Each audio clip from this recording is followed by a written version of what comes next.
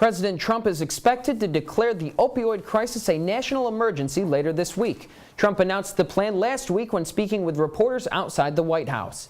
In 2015 alone, over 50,000 Americans died from a drug overdose. So, is the Trump administration committed to taking the next step, or is the president just telling reporters what he thinks they want to hear?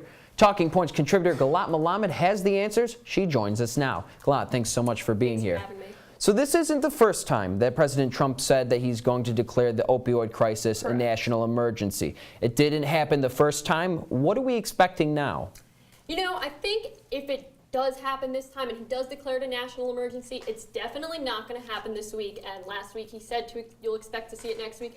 That's realistically not going to happen. This wasn't a statement he made independently on Twitter or was at the press briefing.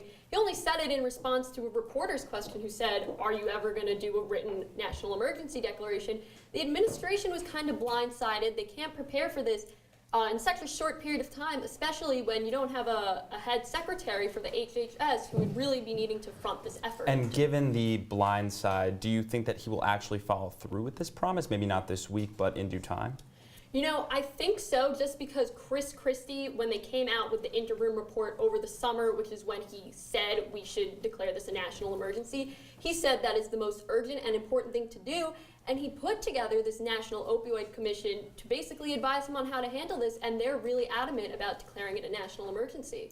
Now, the opioid crisis was a major platform of President Trump's during the campaign. Much like other issues, it hasn't fully come to fruition just yet. I mean, how are Americans feeling about this? Are they satisfied with the response?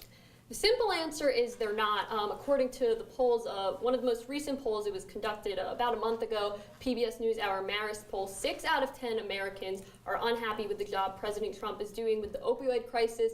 It is important to look at the party lines. It was 85% of Democrats unhappy, 36% of Republicans unhappy, but nonetheless, the majority of Americans are unhappy with this. And then when you look at the states that are really suffering the most from this, the top 5 states, you have Ohio in the top 5, West Virginia in the top 5, and Kentucky in the top 5. So those Rust Belt states are the ones affected by this the most, and they were a big part of why Trump was elected into office. So what does declaring it an actual state of emergency give the government and give the National Guard or whomever the power to do that they don't already have?